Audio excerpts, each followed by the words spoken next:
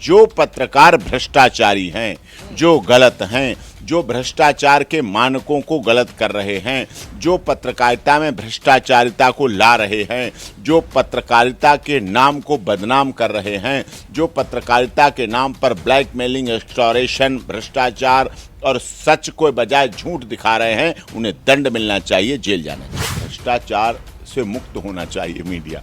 अब भ्रष्टाचार, उगाही, एक्सटॉर्शन, ब्लैकमेलिंग और वसूली और पैसे लेके खबर चलाना, पैसे लेके खबर रोकना, ये पैसे दे दो तो तुम्हारी ये खबर रोक दी जाएगी, इतने पैसे दे दो तुम्हारी खबर चल जाएगी, ये पत्रकारिता नहीं। हाँ, उन पे पत्रकारिता शोभा नहीं देता, आप ये कह सकते हैं, उनके लिए पत्रकारिता नहीं।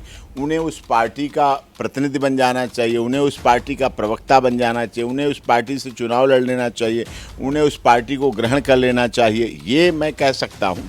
ग्राउंड खचाखच भरा हुआ है और उसमें पैर रखने की भी जगह नहीं, इधर उधर लोग चढ़कर घरों की छतों से पहुंच रहे हैं, देख रहे हैं लगातार रैली। एक खबर ये होगी बहुत अच्छी, ये लग रहा है कोई जिस पार्टी की भी हो रही है और उससे लग रहा है बहुत भरा हुआ है और बहुत बड़ी रैली है और बड़ा मैसेज है, बड़ा बदलाव आएगा प्रदेश की राजनीति में। आज यहां से परिवर्तन शुरू हो जाएगा, ऐसा बदलाव आएगा, चुनाव में देखने को मिलेगा, पूरे देश में संदेश जाएगा। ये हो गई खबर।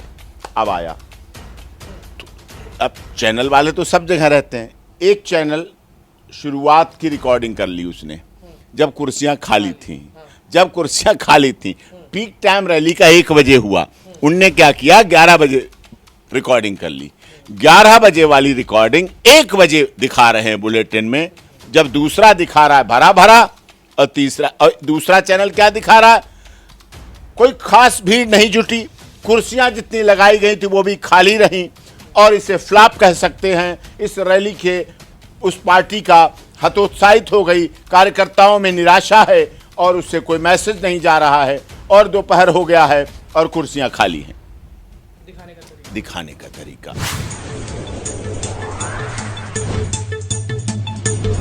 नमस्कार, मैं आपके साथ औरंगजेब चौधरी। हमारे साथ बातचीत करने के लिए सुप्रीम कोर्ट के senior lawyer doctor AP Singh हमारे साथ मौजूद हैं। जिस तरीके से 14 एंकर्स को बैन किया गया है उसी पे हम बातचीत करेंगे।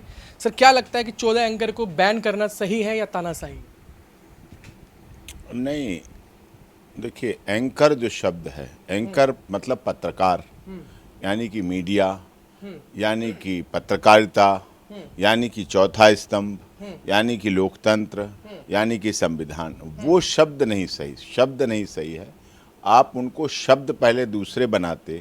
आपने क्यों बैन किया? क्योंकि आपको लगता है कि विपक्ष की बात ही 14 पत्रकार नहीं करते, इसका मतलब ये अपनी डिबेट में बैलेंस बात नहीं करते, इसका मतलब दोनों पैनलिस्ट हों, 4 पैनलिस्ट हों, या इंडिया गठबंधन के पैनलिस्ट हों, या भाजपा गठबंधन के पैनलिस्ट हों, एनडीए के हों, या न्यूट्रल हों, या सामाजिक व्यक्ति हों, या और विधि विशेषज्ञ हों, उनको बैलेंस नहीं करते, एक पक्षी दिखाते हैं। शायद ये दर्द था इसके पीछे, ये पीड़ा थी इसके पीछे, या उनके प्रवक्ताओं ने कहा होगा अपने इंडिया गठबंधन के जो मीडिया को देख रहे हैं, मीडिया इंचार्ज से बोला होगा, उनके सामने दुखड़ा रोया होगा कि मेरी इन एंकरों के सामने चलती नहीं है, ये चलाने नहीं देते, ये बोलने नहीं देते, आवाज साफ सत्ता की दलाली करते हैं वो लोग। हाँ, ये जो शब्द हैं, तो आप दूसरे शब्द उनको कहें, उसको हमने बैन किया। पत्रकारिता बड़ा पवित्र शब्द है। एंकर मतलब एंकर, उसको देखते हैं, सुनते हैं, वो बैलेंस बनाता है। जैसे हम लोग हैं, हम वकालत करते हैं, हम तो जिस क्लाइंट के हो गए, हम तो पक्ष ये पत्रकारिता नाम उनको शोभा नहीं देता। हाँ, उन पे पत्रकारिता शोभा नहीं देता, आप ये कह सकते हैं, उनके लिए पत्रकारिता नहीं। उन्हें उस पार्टी का प्रतिनिधि बन जाना चाहिए, उन्हें उस पार्टी का प्रवक्ता बन जाना चाहिए, उन्हें उस पार्टी से चुनाव लड़ लेना चाहिए, उन्हें उस पार्टी को ग्रहण कर लेना चाहिए, ये मैं कह सकता हूँ। लेकिन जो पक्ष शब्द वकालत में तो हम जिसके हो गए, आप दूसरी तरफ से एडवोकेट जिसके, लेकिन जुडिशियल ऑफिसर जो जज है, न्यायाधीश है, एंकर उस तरह होता है, न्यायाधीश की तरह होता है एंकर जो शब्द है उसे बैलेंस बनाना होता है। मेरी भी सुननी है, उसकी भी सुननी है, स्टेट की भी सुननी है, गवाह की भी सुननी है, सामाजिक वातावरण को भी देखना है। कई बार फैसले हमारे पक्ष में होते हैं, कई बार तथ्य सबूत फाइल अलग कहती है, गवाह अलग कहते हैं, चार्जशीट अलग कहती है, evidence, statement of accuse, cross examination, argument अलग तरफ जाती है, साइटेशन, रूलिंग अलग होती हैं, लेकिन फैसला उलट आता है और उसमें लिखते हैं कि मैंने ये फैसला समाज को मैसेज देने के लिए किया, देश को एक दिशा देने के लिए किया है। तो मतलब उससे उस तरह का भाव ले जाते हैं।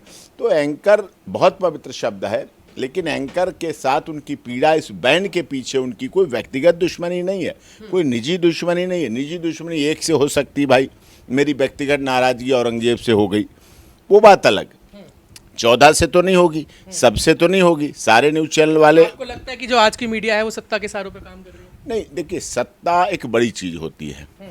आप देखिए सत्ता की जो कुर्सी होती है, सत्ता की कुर्सी के नीचे क्या क्या पड़ा होता है, बहुत बहुत चीजें होती हैं सत्ता की कुर्सी के नीचे। तो सत्ता होती है, लेकिन फिर भी मीडिया को, सत्ता को, विपक्ष को, आम जनता को हर चीज में बैलेंस बनाना पड़ेगा। दर्शक भी अच्छे होने चाहिए, विपक्ष भी अच्छा होना चाहिए, मुद्दे की बात करे, मुद्दे का विषय रखे, विषय का विरोध करे, हर बात का विरोध नहीं।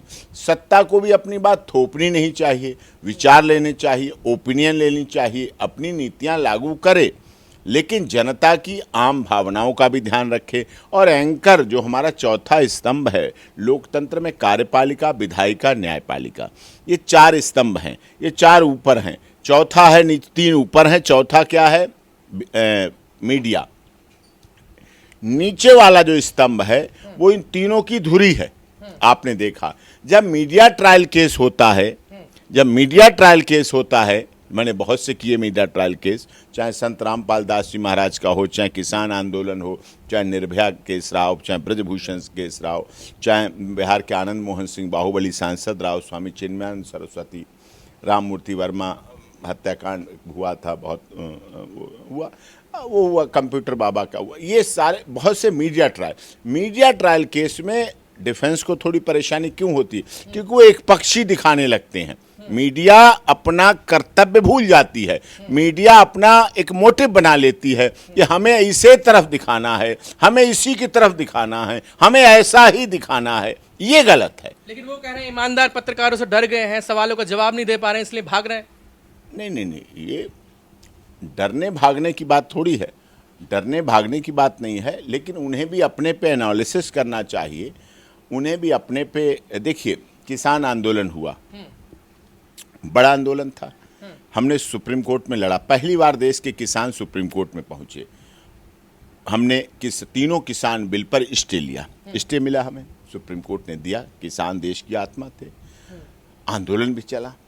तो देखिए सत्ता पक्ष स्टे हो गया, उसके बाद चुप बैठ गए, लेकिन बाद में मोदी जी ने उसको रिपील कर लिया उन बिलों को। ये अच्छा कार्य था, सराहनीय कार्य था, मतलब इसमें घमंड नहीं, ईगो नहीं, इसमें नहीं होना चाहिए। इसी तरह इन पत्रकारों को भी अगर इन्हें कुछ कहा है, इन्हें कुछ लोगों को लगा है, तो उस पर गौर करना चाहिए, ध्यान करना चाहिए, अपने एनालिसिस करना चाहिए। जब आप दूसरे पर उंगली उठाते हैं तो 3 उंगलियां अपनी तरफ उठती हैं। इनको भी एनालिसिस करना चाहिए, इंडिया गठबंधन को भी एनालिसिस करना चाहिए कि आपने पत्रकारों पर, पत्रकारिता पर, चौथे स्तंभ पर तो उंगली उठा दी, चलिए कोई बात नहीं, लेकिन कहीं आप तो में तो कोई कमी नहीं है, आप में तो कोई वैसा नहीं हो रहा है, तो ये आपको भी देखना, आपको भी समझना होता है और इन्हें करना चाहिए था।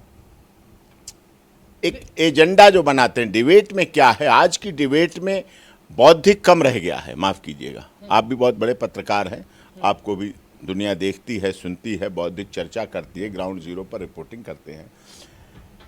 डिबेट का मतलब होता है बौद्धिक लाना, जनता में जागरूकता लाना, वाद, संवाद, जन संवाद, वाद संवाद, ये समस्या का समाधान की तरफ ले जाते हैं। और मैं समझता हूं आज की कोई डिबेट कभी समस्या का समाधान नहीं देती है। चिल्ला पुंगी हुई, धमका धमकाई हुई, हाई टॉक हुई, हॉट टॉक हो गई और बड़ी मेजें ठोकी गई, तड़ापड़ मेज ठोक ठोक के खड़े हो गए उन डिबेट पे, अपने ऊपर ही, अपनी ऑफिस, अपना स्टूडियो, और वहीं मेज ठोक और दवा, ये कर वो कर, हॉट टॉक हुई। जनता को समाधान क्या मिला? क्या आप लेकिन सर आरोप भी लगाए जाते हैं मीडिया पे, देश का माहौल खराब करने में जो है मीडिया का बड़ा रोल रहा है, जिस तरीके से देश में माहौल खराब होते हैं। इससे पहले सुधीर चौधरी पे भी बड़े आरोप लगे हैं, तिहाड़ जेल में भी जा चुके हैं, और फिर एक बार आरोप लग रहा है कर्नाटक में जिस तरीके से खबरें उन्होंने चलाई, FIR दर्ज भी हो गई है। अच्छा, नहीं देखिए, भ्रष्टाचार से मुक्त होना चाहिए मीडिया। अब भ्रष्टाचार, उगाही, एक्सटॉरेशन, ब्लैकमेलिंग और वसूली और पैसे लेके खबर चलाना, पैसे लेके खबर रोकना, कि ये पैसे दे दो तो तुम्हारी ये खबर रोक दी जाएगी, इतने पैसे दे दो तुम्हारी खबर चल जाएगी, ये पत्रकारिता नहीं है।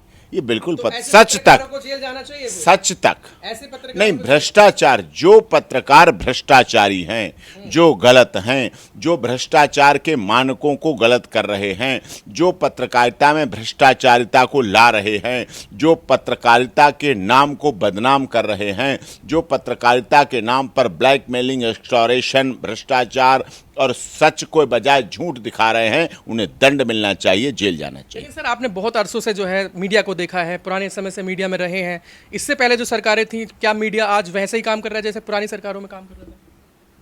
अरे देखिए, सत्ता का कुछ तो प्रभाव होता है, जो भी मीडिया हो। सत्ता की फिर खनक किस बात की, फिर सत्ता किस बात की, ये तो है। लेकिन फिर भी मीडिया को कभी दबाव में नहीं आना चाहिए, किसी के दबाव में नहीं आना चाहिए, चाहे सत्ता। अब देखिए, यहाँ सत्ता विपक्ष है क्या, यहाँ सब मिक्स है, हमारा संघीय ढांचा है, फेडरल है। आप दिल्ली में बैठे हैं, यहाँ अरविंद केजरीवाल की सरकार है। अगर आप भारतीय जनता पार्टी के व्यक्ति हैं तो आपके लिए विपक्ष है, और अगर आप अरविंद केजरीवाल की आम आदमी पार्टी के सदस्य हैं, उसमें विचारधारा से सहमत हैं, तो आपके लिए 7 सांसद भारतीय जनता पार्टी के हैं, तो वो विपक्ष में है। अब आप इधर चलिए हरियाणा में भारतीय जनता पार्टी है, तो हिमाचल उससे लगा हुआ है, कांग्रेस है। तो उससे लगे हुए हिमाचल और हरियाणा से लगा हुआ पंजाब आम आदमी पार्टी का है। 3 पार्टियों का यहाँ पे बॉर्डर है। तो उसमें ऐसा नहीं कोई कहाँ पक्ष है कहाँ विपक्ष है। अब हरियाणा में अगर आम आदमी पार्टी विपक्ष में है, तो पंजाब में भारतीय जनता पार्टी विपक्ष में है। तो पक्ष विपक्ष तो चलता रहता है। लेकिन सर सवाल वही है ना, जिस तरीके का आज दौर है, रवीश कुमार हो, बड़े बड़े पत्रकारों ने छोड़ दिया है, चैनल छोड़ के अपने पे काम करना पड़ता है। तो पत्रकारिता तो वो कर ही रहे हैं। देखिए, नौकरी तो नौकरी होती है, 9 कड़ी होती हैं। नौकरी में 9 कड़ी, नौकरी मतलब 9 कड़ियाँ हैं, मतलब एक कड़ी, फिर दूसरी कड़ी, जैसे चैन होती ना 9 कड़ियाँ, तो 9 कड़ियाँ हैं क्या, यही होती हैं। आप उसके जैसे न्यूज़ चैनल की बात करें तो उसके मालिक के हिसाब से चलें, फिर उसके स्टूडियो के और सिस्टम से चलें, खबर कौन बना रहा है, उस खबर का प्रोड्यूसर कौन है, फिर डायरेक्टर कौन है, फिर आप क्या भाव रखते हैं, आपका तरीका बोलने का क्या है, फिर पैनलिस्ट क्या है, फिर पैनल में कौन कौन लोग हैं, फिर दर्शक के कमेंट भी आजकल लोग देखते हैं कि दर्शक हैं। फिर वो चैनल कहाँ ज़्यादा देखा जाता है, वो चैनल उत्तर प्रदेश में देखा जाता है, बिहार में देखा जाता है, फिर बिहार में किसकी सरकार है, उत्तर प्रदेश में किसकी सरकार है, दर्शक कहाँ के उसके हैं, ये भाव भी आता है। ये फिर उसका टाइटल क्या रखा गया है। लेकिन जैसे 100 खबरें दिखाते हैं, 200 खबरें दिखाते हैं, 50 खबरें दिखाते हैं, ये जो भी खबरें हैं उनमें सत्यता आनी चाहिए। होता क्या औरंगजेब जी, आप वरिष्ठ पत्रकार हैं, एक रैली हो रही है जिसमें एक कॉमन बात है कि उसमें 5000 लोग हैं, एक कॉमन। क्यों मैं कह रहा हूँ, क्योंकि वो ग्राउंड ही 6000 की जनसंख्या का है, उसमें 6000 की आज पाएंगे, और उसमें वो खचाखच भरा का मतलब 5000 हैं लोग, क्योंकि थोड़े इधर जा रहे उधर जा रहे। अब एक पत्रकार ने, एक चैनल ने शुरू की उसकी कवरेज, ग्राउंड खचाखच भरा हुआ है और उसमें पैर रखने की भी जगह नहीं, इधर उधर लोग चढ़कर घरों की छतों से पहुंच रहे हैं, देख रहे हैं लगातार रैली। एक खबर ये होगी बहुत अच्छी, ये लग रहा है कोई जिस पार्टी की भी हो रही है, और उससे लग रहा है बहुत भरा हुआ है और बहुत बड़ी रैली है और बड़ा मैसेज है, बड़ा बदलाव आएगा प्रदेश की राजनीति में, आज यहां से परिवर्तन शुरू हो जाएगा, ऐसा बदलाव आएगा, चुनाव में देखने को मिलेगा, पूरे देश में संदेश जाएगा। ये हो गई खबर। अब आया, अब चैनल वाले तो सब जगह रहते हैं। एक चैनल शुरुआत की रिकॉर्डिंग कर ली उसने, जब कुर्सियां खाली थी, पीक टाइम रैली का 1 बजे हुआ, उनने क्या किया, 11 बजे रिकॉर्डिंग कर ली। 11 बजे वाली रिकॉर्डिंग 1 बजे दिखा रहे हैं बुलेटिन में, जब दूसरा दिखा रहा है भरा भरा, और दूसरा चैनल क्या दिखा रहा है, कोई खास भीड़ नहीं जुटी, कुर्सियां जितनी लगाई गई थी वो भी खाली रहीं, और इसे फ्लॉप कह सकते हैं। इस रैली के उस पार्टी का हतोत्साहित हो गई, कार्यकर्ताओं में निराशा है और उससे कोई मैसेज नहीं जा रहा है, और दोपहर हो गया है और कुर्सियां खाली हैं। दिखाने का तरीका इसे कहते हैं आधा गिलास खाली आधा गिलास भरा, पानी उतना ही है, अंदाजे बयां। आपका तरीका क्या है बयां? आप हमारे यहाँ आए हैं भाई, डॉक्टर एपी सिंह जी के यहाँ जा रहे हैं, ठीक है, क्या उन्होंने आधा गिलास भर के दूध पिलाया? औरंगजेब खुश है तो एपी सिंह से प्रसन्न है, तो कहते हैं औरंगजेब ने जाके बताया अपने सहयोगी पत्रकार गौरव को कि डॉक्टर एपी सिंह ने आधा गिलास भर के दूध पिलाया। अब औरंगजेब से हमारी नहीं पटती है। अरे साहब वहाँ गए भी, क्या बताएं, 1.5 घंटा वेट भी किया, तब फिर वो कोर्ट से ऑफिस आए और आके उन्होंने सिर्फ और सिर्फ आधा गिलास खाली दूध पिला दिया। लो जी, बात दूध है, गिलास है, ऑफिस है, डॉक्टर एपी सिंह है, औरंगजेब भी वही है, लेकिन अंदाजे बयां बदल गया। उसमें निराशता है, उसमें निगेटिविटी है, पहले वाली में पॉजिटिविटी है। तो अंदाजे बयां है। इन लोगों को अपने अंदाजे बयां को बैलेंस बनाना पड़ता है। अब पत्रकार हो गए, आप क्या कहोगे? हाँ गए थे, वहाँ मिले, अच्छी तरह ठीक मुलाकात हुई, आधा गिलास दूध पिलाया उन्होंने, आधा गिलास दूध पिलाया, वेरी गुड। इसमें किसी की कोई निगेटिविटी नहीं। पत्रकार को ये होना चाहिए, ऐसा होना चाहिए, बैलेंस होना चाहिए एकदम। आखिरी सवाल, क्या मीडिया को इस तरह से बैन करना सही है या गलत? नहीं, ये मीडिया शब्द को बैन करना बिल्कुल गलत है। मीडिया शब्द ही पवित्र है, मीडिया शब्द ही पाक है, मीडिया शब्द ही लोकतंत्र की रक्षा करता है। पत्रकारों को बैन किया गया सही है या गलत है? देखिए, 14 पत्रकारों को बैन किया जाना गलत है, लेकिन अगर वो 14 पत्रकार अपनी रास्ता से भटक रहे हैं, गुमराह हो रहे हैं, ट्रैक पे नहीं हैं, पत्रकारिता के मानक पर खरे नहीं उतर रहे हैं, पत्रकारिता नहीं कर रहे हैं, किसी पार्टी के लिए काम कर रहे हैं, तो वो बैन करना गलत सही है। फिर सही है, फिर तो अपनी भावनाएं हैं, फिर तो जो भावनाएं आहत हुई उनका एक प्रदर्शन है, फिर उनका प्रदर्शन है। अब ये तो जनता को डिसाइड करना है, उनके चैनल को डिसाइड करना है, उनके इंडिया गठबंधन के मीडिया प्रबंधन को देखना है, क्यों किया, कैसे किया, कब किया, कहाँ किया, क्या बोला, कैसे बोला, क्यों बोला, किस लिए बोला। लेकिन मैं समझता हूँ बैन करने का महत्व तो नहीं रह जाता है। आप अपने प्रवक्ता इतने मजबूत रखिए। हमारे खिलाफ आप तो देखते हैं कोर्ट में लोग, क्लाइंट आते हैं, सर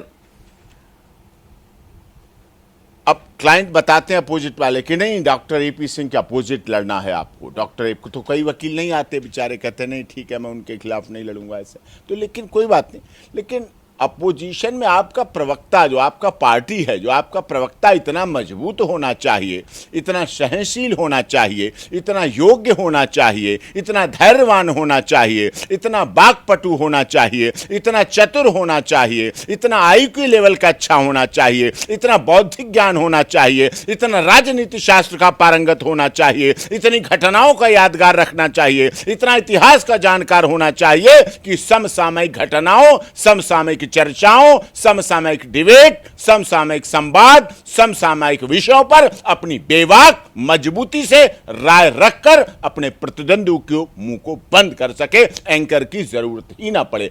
खुद ही को कर खुद बुलंद इतना, खुद ही को कर खुद बुलंद इतना कि खुद बंदे से खुदा पूछे बता तेरी रजा क्या है, खुद बंदे से खुदा पूछे बता तेरी रजा क्या है। डिबेट में ऐसा होना चाहिए, प्रवक्ता मजबूत होना चाहिए, धैर्यशील, गंभीर, सहनशीलता होनी चाहिए, मर्यादित भाषा, संसदीय भाषा, असंसदीय भाषा नहीं, गिरी हुई भाषा नहीं, अपमान करने वाली भाषा नहीं। शब्दों के तो बाण हैं, शब्दों से आप किसी को कैसे भी कह सकते हैं, अच्छी तरह कर सकते हैं, अच्छी तरह विरोध कर सकते हैं। आपने वाक्पटुता होनी चाहिए, उसको निरुत्तर कर सकते हैं, निरुत्तर करने की क्षमता आपके प्रवक्ता में होनी चाहिए। वो धैर्यशीलता होगी, सहनशीलता होगी, परिपक्वता होगी, आपकी पार्टी का वो आधार होगा। बोलने वाला वक्ता, प्रवक्ता, अधिवक्ता, अधिवक्ता का मतलब होता है हम उसकी बात को रखने वाले हैं, ऐसे प्रवक्ता उसकी बात को रखने वाला होता है, पार्टी के प्रति समर्पित हो।